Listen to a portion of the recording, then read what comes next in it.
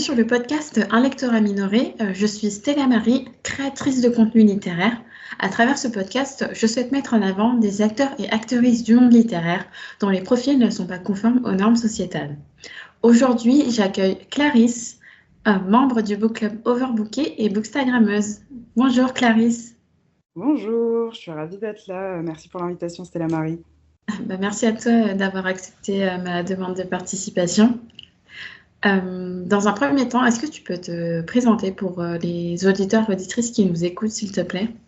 Alors, je m'appelle Clarisse, diasporista sur les réseaux sociaux et j'ai 24 ans. Je crée du contenu sur les histoires et les cultures d'outre-mer depuis mai dernier, mais j'aimerais poursuivre ça dans le temps. Et je suis membre de l'association Overbooké depuis sa création. Je crois que c'était en janvier peut-être 2024. Donc, l'association était ouverte aux bénévoles, j'ai rejoint et donc ça fait depuis ce moment-là que je suis partie. D'accord. On va y revenir lors de la discussion. Dans quel contexte géographique et sociétal tu as grandi, si tu veux en dire plus?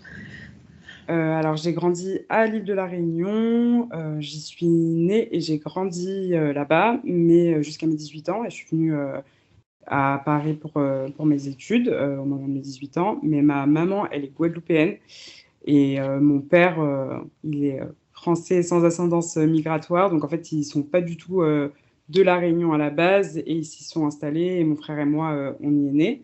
Mais du coup, ça fait que j'ai une sorte de triple culture, à la fois française, à la fois réunionnaise et guadeloupéenne aussi. Du coup, c'est vrai que c'est un peu ce paradoxe-là, ce fait que c'était assez atypique, qui m'a fait me poser plein de questions et m'a donné envie de créer un compte où je parle un peu de ça et des Outre-mer de manière générale. D'accord. Ouais, c'est hyper riche du coup, et c'est ça, cette richesse qui te permet d'alimenter un peu ton compte et de t'y intéresser. Enfin, Ouais. de faire des recherches dessus, quoi. C'est surtout que, en fait, même encore aujourd'hui, j'ai du mal à trouver des contenus et des personnes de manière générale dans la vie qui me ressemblent, pas parce que je pense être la seule personne à avoir une culture multiple, mais parce que j'ai un rapport assez bizarre parce que le territoire où je suis née, c'est pas le territoire qui est lié à l'histoire de ma famille. L'histoire de ma famille, elle est liée à un autre territoire, mais pour le coup, c'est un territoire que je connais peu. Et donc, c'est cette situation où tu es tout le temps dans un entre-deux qui m'a fait me dire pourquoi on n'a pas des liens plus forts entre les Outre-mer et pourquoi on se connaît pas mieux entre nous, quoi. Mm. Et du coup, quand tu es venue à Paris pour tes 18 ans, quelle étude tu as faite? J'ai fait une double licence en histoire et en sciences politiques à la Sorbonne. Et après, j'ai fait un master en histoire, des techniques et patrimoine. Et là, maintenant, je suis à Sciences Po depuis l'année dernière. Ok. Ouais, donc Sciences Po Paris, du coup. Oui. D'accord. Et est-ce que tu as vocation à travailler dans le milieu dans lequel tu as étudié ou...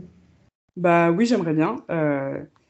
Après tout ce parcours d'études, j'aimerais bien que ça soit dans ce sens-là. Et de manière générale, j'ai fait des études qui me plaisaient vraiment par choix. Je suis vraiment passionnée d'histoire depuis jeune. La politique, ce qui est différent de la science politique, ça m'a toujours intéressée.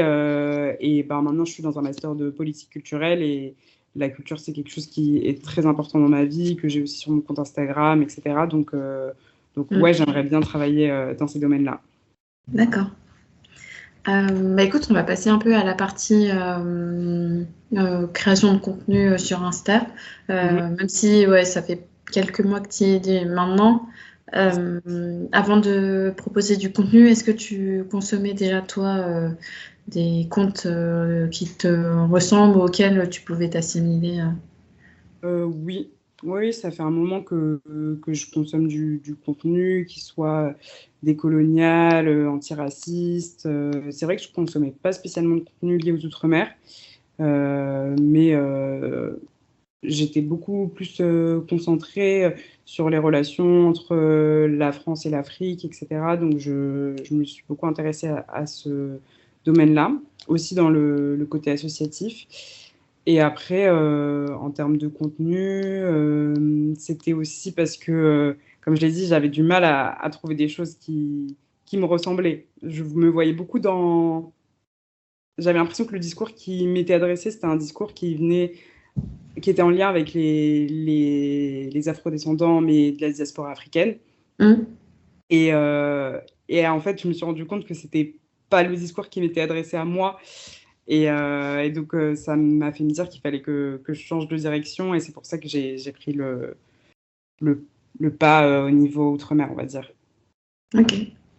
Et ouais, du coup, j'allais te demander ouais, pourquoi tu as voulu. Alors, pour le moment, c'est essentiellement centré tes postes et tes recherches sur l'outre-mer. Bah, déjà parce que de base, c'est des sujets qui sont très peu traités. Je trouve que ça n'a pas du tout la place que ça devrait avoir dans le débat politique français, dans la culture française de manière générale.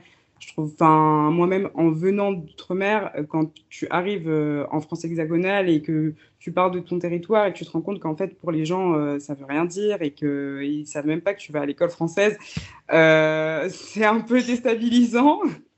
Ouais. Du coup, bah, forcément, tu es obligé de constater qu'il y a un gros manque à ce niveau-là. Et après, c'était aussi lié, enfin, ça faisait un moment que j'avais cette envie de créer du contenu. Je ne savais pas exactement quelle serait ma manière à moi. Et c'est vrai que les événements en Kanaki en mai dernier, ça m'a donné un élan que j'arrivais pas à trouver avant, où je me suis dit, mais c'est absolument pas normal qu'on accepte ça, qu'on cautionne ça et qu'on ne parle pas de la situation des Outre-mer dans une perspective décoloniale. En tout cas, qu'on en parle trop peu. Oui, c'est ça. C'est vrai que les gens, enfin, je le sens en tout cas sur les réseaux que les gens sont de plus en plus sensibilisés et conscientisés, mais c'est vrai il y avait pas forcément, en tout cas du contenu que je consommais, il n'y avait pas forcément de compte, on va dire, spécialisé sur ça. Mhm. Moi, j'ai une petite question. C'est vrai il y a pas mal comment dire, de termes qui désignent l'outre-mer. Je sais qu'on utilise aussi ultramarin, dom-tom, drom-com. Enfin, du coup, euh, comment toi, est-ce que toi, tu es en accord avec tous ces termes et comment tu te situes ouais, par rapport à ça En accord, je dirais pas parce que outre-mer, c'est le terme qui était utilisé pour parler de la France coloniale, donc des colonies. Donc le fait qu'on utilise toujours ce terme pour parler de départements français, ou pas forcément d'ailleurs, mais de territoires français, ça pose un problème. Après, je l'utilise puisque bah, pour se faire comprendre, ça reste quand même plus simple. Et moi, ma démarche, c'est pas forcément de faire un néologisme et d'inventer un nouveau mot pour parler de ça, quoique ça pourrait être une idée. Oui. Mais après, pour moi, ça reste des abstractions. Le fait on parle de DROM, de com, etc., c'est des statuts juridiques. C'est ni plus ni moins que ça. Moi, est-ce que je me reconnais là-dedans? Non, enfin, c'est pas des catégories identitaires auxquelles tu te raccroches. C'est vraiment un statut juridique qui en dit long sur bah, la façon dont ton territoire est administré, plus qu'autre chose. Donc, c'est je sais pas si c'est des catégorisations qui me posent problème. Vu que c'est du droit, en fait, je me suis pas T'as posé plus la question d'opinion, ouais. Ok, à ça ce marche. niveau-là. Ouais, c'est institutionnel et puis tu les utilises parce que c'est utilisé par le plus grand nombre et que tu vas te faire comprendre du coup. Bah après, sur mon compte Instagram, j'ai un peu repris les grandes lignes de ce que signifient ces termes, etc. Parce que je sais que c'est très flou pour beaucoup de monde. Et même nous, en ayant grandi en Outre-mer, je me rappelle très bien des moments où on nous a dit, là, on dit drum, là, on dit dom, Mm. dom-tom, drom-com. Ouais, J'étais là, mais moi, ça je ne change sais pas. souvent. Vous voulez changer les noms tous les jours. C'est pour ça que je te dis que je pense qu'il n'y a aucun ultramarin qui s'identifie à ces termes-là parce que ça change tout le temps. On ne nous a jamais demandé notre avis. Enfin, en tout cas, en tant que population, on n'a pas la sensation qu'on nous demande notre avis sur ces thématiques-là. À La Réunion, je vais dire, parce que je ne vais pas parler pour les autres territoires, je pense que c'est un peu différent pour d'autres. Mais du coup, ouais, on ne s'identifie pas du tout à ça, mais moi, je l'ai expliqué quand même parce que ça a une importance dans l'histoire. Il y a quand même une sorte de hiérarchisation entre les territoires, un niveau d'intégration à la République qui est différent. Et ça, c'est important. Enfin, c'est plus important pour moi de le réinscrire dans une perspective historique que juridique. Ok, ça marche. Bah, merci pour ton explication. Et du coup, comment t'as un peu... Est-ce que tu avais une certaine appréhension avant de créer ton compte et comment tu as vécu les premiers mois de création? Ouais, j'avais une appréhension. Ça faisait déjà, avant que je crée mon compte, enfin, que je poste sur mon compte, ça faisait presque 1 an que j'avais créé le compte Instagram. Il y a même une chaîne YouTube qui n'est pas alimentée aujourd'hui, mais qui le sera peut-être un jour. Donc, j'avais forcément une grosse appréhension. Mais après, ça, c'est plutôt lié, je dirais, à mes études, parce que c'est des sujets qui sont pas nécessairement consensuels en France. Et la manière dont je l'aborde, qui est décoloniale, elle n'est pas non plus consensuelle. Donc c'est vrai que j'ai eu un peu peur à des moments que ça me ferme des portes, en sachant que j'avais quand même fait des études pendant longtemps. J'ai fait aussi des sacrifices pour faire ses études, etc. Rien que par le fait que j'ai dû quitter ma famille pour venir faire mes études. Mais je pense qu'en fait, le moment en Kanaki où ça a explosé, ça m'a fait me dire que tout ça, ça n'avait pas d'importance. Enfin, je voulais pas passer, entre guillemets, à côté de mes valeurs et de mes engagements sous prétexte que j'ai peur qu'on me ferme des portes que j'ai pas envie d'ouvrir puisqu'elles sont pas accueillantes pour moi. Donc, c'est ça qui m'a convaincue. Et après, depuis, j'ai pas du tout eu d'appréhension. Je fais les choses comme j'ai envie. Des fois, j'ai pas de temps de poster, bah, je poste pas. Des fois, je traite des sujets qui sont pas forcément hyper mainstream, qui intéressent pas les gens au premier abord, mais je m'en fiche. Enfin, je fais ça pour moi. Et s'il y a des gens qui apprennent des choses et que ça intéresse, bah, c'est trop bien. C'est du partage et c'est de l'échange. Mais je veux pas me sentir restreinte dans mes choix par une audience ou quoi d'autre.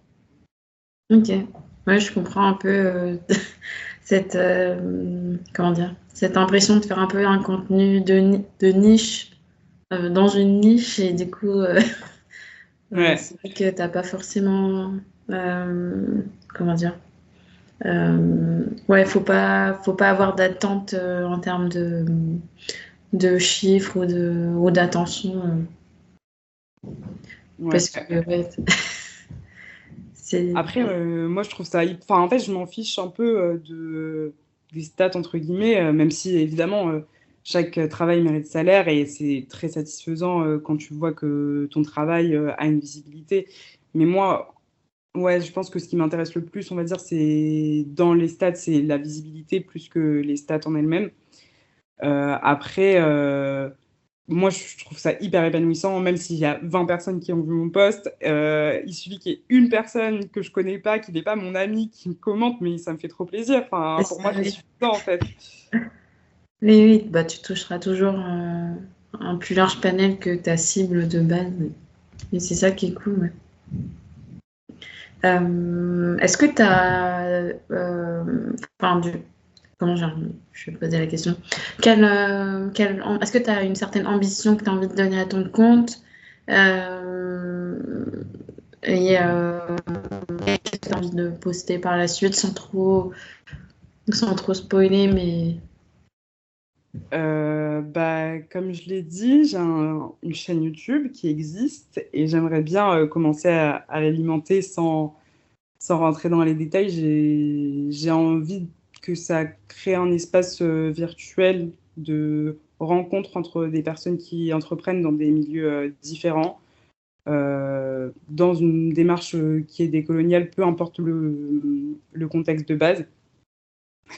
Donc, ouais, j'aimerais bien En fait, ma chaîne YouTube, ma future chaîne YouTube, mon compte Instagram, c'est surtout des prétextes pour rencontrer des gens et pour créer une forme d'émulation entre les personnes qui ont envie de penser ces sujets-là. Donc, bah, je me souhaite que ça devienne ce type d'espace-là et dans lequel les ultramarins ont une place privilégiée parce que c'est rarement le cas en France aujourd'hui, quoi. Mm. Oui, écoute, j'espère que ta chaîne prendra, comment dire, plus de visibilité, enfin, si tu décides, si tu as envie de poster, etc. Euh, bah, écoute, est-ce que tu as d'autres points que tu voulais aborder, enfin, que tu souhaitais aborder par rapport à ton compte Instagram? Bah, je pense qu'on a fait le tour. Après, bah, évidemment, j'invite les gens à aller checker Diasporista, à se faire leur avis, à regarder. Il y a du contenu un peu de vulgarisation, il y a des personnalités que j'aime bien présenter, il y a aussi des textes que j'écris moi. Donc, je pense qu'il y a une diversité de sujets sur lesquels on peut y trouver son compte. Donc, allez-y. Le petit instant promo. C'est ça. J'aimerais bien parler aussi de ton implication au sein de l'association Overbooké. Donc, ouais, comment ça s'est fait? Enfin, qu'est-ce qui t'a motivé pour intégrer cette association et dans quel cadre tu as eu connaissance de l'association? Alors, c'est une copine à moi qui avait repartagé, enfin, elle écrivait des textes et son texte avait été repartagé par le compte Overbooké. Et j'étais tombée là-dessus, je me suis dit, ah, c'est sympa comme nom, machin. Ça faisait un moment que j'étais intéressée par les clubs de lecture. J'en avais créé un dans une association ESMA, l'association des étudiants de la Sorbonne pour les mondes africains. Du coup, j'avais créé un club de lecture de littérature africaine là-bas. J'avais déjà fait des lectures, enfin, et j'avais déjà été bêta lectrice pour Présence africaine euh, D'accord. plus tôt. Donc, le milieu de l'édition, la littérature, de manière générale, c'était des choses qui m'intéressaient. Et là, il y avait l'avantage que ce soit dans une dimension afro-féministe, on va dire. Donc, je me suis dit que j'allais tenter. Et comme je suivais Décolonisons-nous sur Instagram et qu'il avait sorti son livre, j'ai profité de la rencontre avec Franck Lao, organisée par Overbooké, pour tester une première fois. Et depuis, j'y suis retournée et j'ai rejoint l'asso. Ok. Et du coup, quel est ton rôle au sein de l'association? Est-ce que tu es... Enfin, oui, pourquoi... ouais, quel est ton rôle en tant que bénévole? Bah, du coup, ouais, en tant que bénévole, la première mission qu'on a eue et la principale, c'était par rapport au festival, puisque avec Overbooké, ça fait 2 ans qu'on a organisé, enfin, moi, c'est que cette année où j'ai prépare à l'organisation du festival, mais Délie, elle a organisé presque toute seule la première édition. Et du coup, ouais, ça fait 2 ans qu'elle organise des festivals où elle réunit des auteurs-autrices qui sont pas vraiment mis en avant sur la scène littéraire française de manière générale. Et j'avais pas été à la première édition, mais du coup, à la deuxième édition, je me suis dit que ce serait trop bien de pouvoir prendre part au projet plus que juste le regarder en tant que public. Et donc, on a beaucoup travaillé là-dessus. Comme on a fait une campagne de crowdfunding, moi, j'ai géré à peu près ce côté-là beaucoup. Après, sur le moment, sur place, ben, l'accueil du public, tout gérer, que tout se passe bien, etc. Être aussi des supports pour Daily parce que au final, c'est quand même beaucoup de choses à gérer. Donc, c'est bien qu'elle puisse compter sur nous sur certains points. Mm. Puis, on essaye d'être là pour les sessions, pour pouvoir prendre des photos, etc., pour échanger s'il faut, vendre aussi du merch parce que il y a eu du merch pour le festival et parce que c'est une asso qui a besoin d'argent parce qu'on n'a pas de financement. Mm. Et après, ben, il y a des événements qui se préparent aussi au fur et à mesure de l'année. Cette année, j'ai par exemple pu co-animer une session et je pense que c'est quelque chose qui pourra se reproduire à l'avenir. Il y a aussi d'autres événements que je ne vais pas spoiler pour overbooker, mais du coup, ouais, on intervient à ce niveau-là. D'accord. Ok. Ouais, bah, ça semble assez varié comme activité et comme responsabilité. Mais ça a l'air cool en tout cas. Est-ce que c'est ce à quoi tu t'attendais? Oui, bah en fait moi, comme j'ai été dans des bureaux d'asso avant, etc., j'avoue que j'avais un peu saturé de gérer l'association, on va dire. D'accord. Et du coup, j'étais assez contente de là être une bénévole. Et bah, moi, j'aime bien m'impliquer dans ce genre de projet, donc ça me dérange pas d'être impliquée. Mm. Mais ce que j'aime bien, c'est que c'est vraiment en fonction et de nos disponibilités et de ce que nous, on a envie de faire et de nos compétences. Enfin, moi, je pouvais gérer la campagne de crowdfunding parce que c'était quelque chose que j'avais déjà fait. Avant, il y a bah, des graphistes qui sont dans l'asso et qui sont bénévoles, qui ont fait tout le merch, qui y en a notamment, qui a beaucoup travaillé bah, pour faire un super merch. Donc, c'est vraiment en fonction de ce que toi, tu as envie de faire. Et c'est ça que j'aime bien, dans le sens où c'est à la carte, entre guillemets, même si tu as des responsabilités. Enfin, tu peux pas lâcher l'assaut comme ça. Mais je trouve que c'est un bon équilibre entre tu participes et tu prends part. Mm. Ouais, tu fais ce que tu sais faire. Ok, et tu fais ce qui te plaît aussi. Mhm. Ça marche. Ah ouais, c'est cool, en fait, tu avais déjà un peu, avant d'intégrer l'assaut, tu avais déjà, on va dire, tu étais déjà rodé par rapport au fonctionnement d'une association, on va dire, de manière générale. Ok. Ouais. Et du coup, est-ce que tu es resté bénévole dans les autres assos où tu étais ou t'es maintenant, tu es juste focus overbooké? Bah, avant même que je rejoigne Overbooké, j'avais laissé un peu ces assos-là parce que c'est des assos étudiantes et comme j'avais changé d'établissement Ah oui, d'accord. et la Sorbonne, je pouvais rester dans l'association en soi, mais ça faisait moins de sens. Et puis, des assos étudiantes, c'est amené à ce que le bureau et que l'association en elle-même soit nouvelle. Donc, Oui. ça n'a plus trop de sens quand tu es là à te faire passer, tu travailles et qu'il y a des personnes qui sont beaucoup plus jeunes, qui ont tout à découvrir. Enfin, Ouais, c'était il plus y a un drôle. décalage qui se crée aussi avec le... Ouais, ok. Il faut laisser la place, c'est surtout ça. Donc, c'était plus trop mon rôle. Et en fait, bah, vu que maintenant, il y a Overbooké, je fais aussi beaucoup d'événements, moi de mon côté. Après, il y a tout ce que je fais bah, pour mon compte Instagram. Je pense que ça fait déjà pas mal. Ok, ça marche. Euh, Bah écoute, je crois qu'on a fait le tour sur ton profil. J'aimerais bien parler un peu de recommandations livresques. Est-ce que tu as un genre de prédilection ou tu lis un peu de tout? Je lis un peu de tout. Ok. Ouais. Ah. Et, est-ce que tu as, par exemple, est-ce que tu as une lecture en cours, une lecture que tu viens de terminer que tu aimerais bien recommander? Lecture en cours, je lis un livre qui s'appelle, non, il est pas là, qui s'appelle Mes Outre-mer d'un auteur qui est kanak et qui a été directeur je me trompe peut-être, j'ai plus exactement tout en tête, mais il a été directeur, je pense, de Outre-mer la première, donc bah, tout le réseau de chaînes ultramarines sur la télévision française.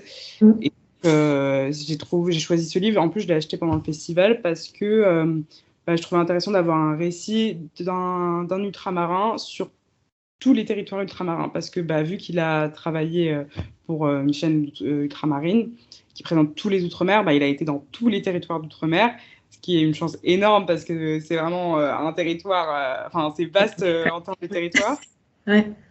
Et donc, bah, je trouvais ça trop bien de pouvoir voir son récit. Et c'est vraiment, genre, il raconte des souvenirs de sa carrière, de moments qu'il a vécu, etc. Il y a des choses avec lesquelles je suis pas forcément en accord. Enfin, je pense qu'on ne pense pas exactement pareil. mais le fait de pouvoir avoir un aperçu de c'est quoi la France d'outre-mer en un livre qui est écrit assez simplement, qui te donne aussi certaines informations sur comment fonctionne l'audiovisuel public en France, etc. Je trouve que c'est super intéressant. Donc, si vous voulez découvrir vite fait tous les Outre-mer, leurs problématiques et aussi leur beauté, je pense que c'est un bon condensé, donc je le conseille. Merci pour ta recommandation. On va arriver à la fin du podcast. Est-ce que tu as des questions me regardant ou est-ce que tu as envie de revenir sur des sujets qui ont été évoqués lors de la discussion? J'aimerais bien te demander, du coup, toi, c'est quoi ton rapport aux Outre-mer de manière générale? Bonne question. Honnêtement, j'ai pas trop de rapport parce que moi, j'ai pas été, on va dire, au sein de ma vie, j'ai pas forcément été confrontée à beaucoup de personnes qui venaient, qui étaient originaires des Outre-mer. Donc, d'un point de vue culturel, je connais très peu. Comment dire? Mais depuis que j'ai créé mon compte Instagram et que je suis assez, que je me conscientise, on va dire, que j'essaie de me conscientiser tous les jours, c'est vrai que j'en apprends énormément, surtout grâce à des comptes comme toi ou comme d'autres personnes qui sont originaires des Outre-mer et qui revendiquent aussi les droits des populations là-bas. Honnêtement, je suis pas hyper, comment dire, j'ai pas énormément de connaissances à ce sujet, mais je reste, on va dire, à l'affût sur les réseaux et sur, on va dire, tout ce que je peux consommer qui a un rapport avec ça, je m'instruis et voilà. Mais de manière générale, c'est des sujets qui t'intéressent ou c'est vraiment dans je sais pas, une dimension peut-être politique ou je sais pas comment tu as envie de l'appeler, mais que tu t'intéresses aux Outre-mer ou est-ce que vraiment, toi, culturellement, tu te dis ah, trop bien ou tu vois peut-être des liens avec d'autres territoires ou pas du tout? Si, après, comment dire, d'un point de vue culturel, alors c'est plutôt dans le sens, dans la musique où moi j'ai été plutôt sensibilisée à ça, parce que mon père écoute beaucoup de musique d'outre-mer. Donc il y a aussi tout ce qui est sonorité, on va dire musicale, etc. Et même au niveau de certaines langues et de certains dialectes, il y a des choses qui ressemblent à mon pays d'origine, qui est le Cameroun. Donc culturellement, on va dire que j'ai des bribes. Et après, je m'y intéresse, on va dire, parce que je trouve que c'est assez important, oui, d'un point de vue sociétal et politique, de savoir aussi ce qui se passe en dehors de la France hexagonale. Et voilà. Ok, en vrai, trop bien. Enfin, moi, je pose cette question parce que je sais pas à quel point les gens considèrent que c'est quelque chose d'important, enfin, que ça peut leur apporter quelque chose. Je sais que moi, dans mon entourage, j'ai des amis qui m'ont dit, mais avant toi, les Outre-mer, je savais presque pas ce que c'était. Donc, Non, peut-être pas, non, j'en sais pas à ce point-là quand même. Mais ça parce que j'ai existe, eu hein. des. Oui, oui, après, y a pas de honte, mais j'ai eu des amis, enfin, même encore aujourd'hui, je fréquente aussi des gens qui viennent des Outre-mer, mais c'est vraiment en, en, en minorité. Et voilà, c'est pas forcément des territoires auxquels je suis confrontée dans ma vie privée, etc.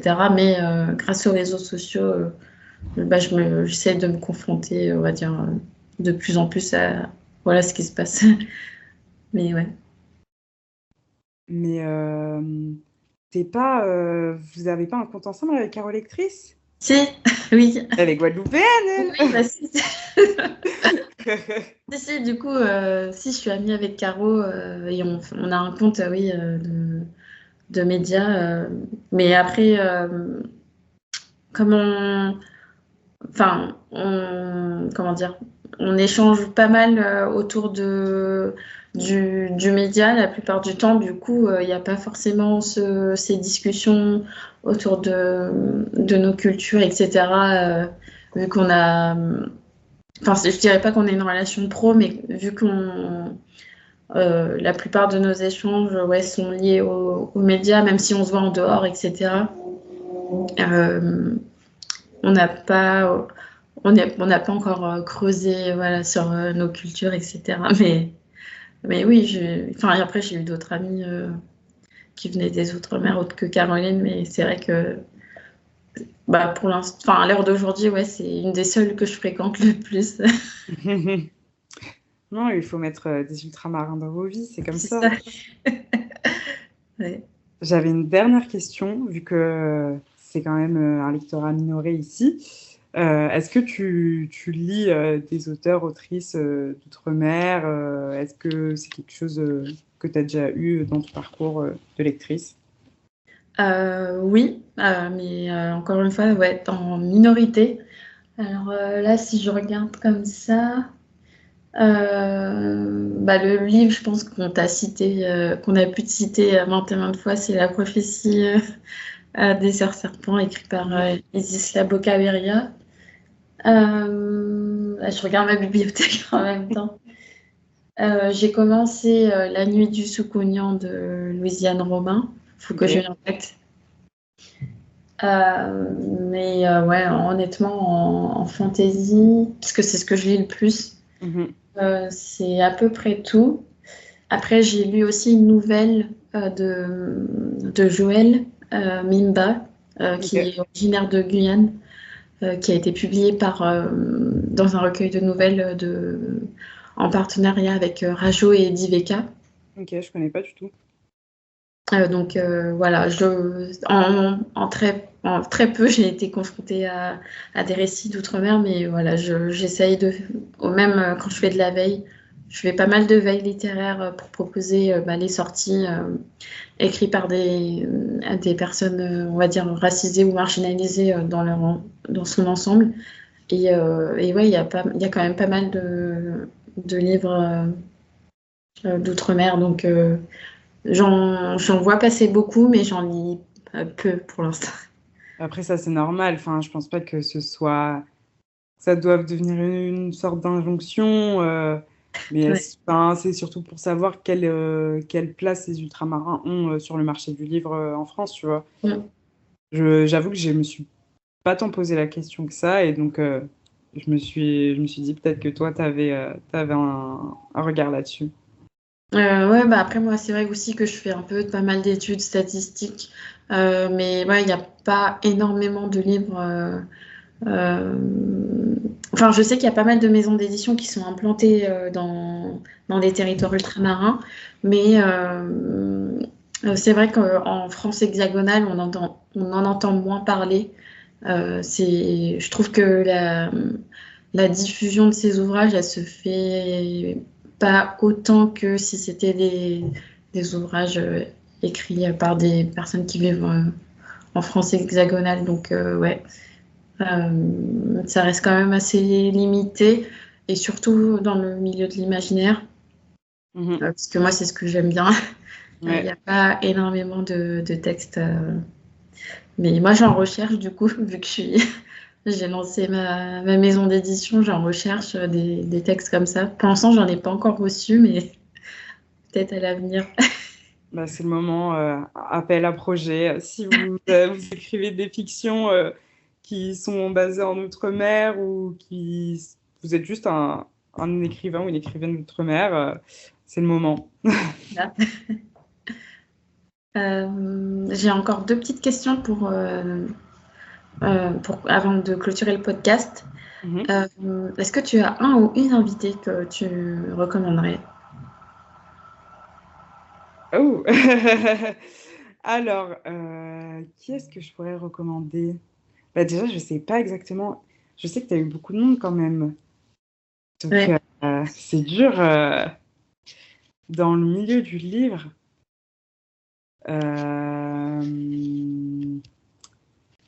Ça va être long, hein, là. Parce que moi, je suis pas bookstagrammeuse en vrai, à la Oui, base. c'est ça. Mais j'ai rencontré des filles dans un club de lecture. Ah bah je sais pas, peut-être que tu l'as déjà eu, Gloire au club de Gloire. Ouais, je l'ai déjà eu Tu l'as interviewé. déjà eu. Alors qui j'ai rencontré dans son club de lecture qui fait du contenu aussi. Je pense que je pourrais te dire le podcast Everything is Black. Ah non, je connaissais pas. Tu Ok. connais pas? Non. Et pour le coup, si tu es intéressé par les études statistiques, elle a vraiment une approche sociologique, de la sociologie quantitative et qualitative aussi, mais je pense qu'il y a un gros volet quantitatif.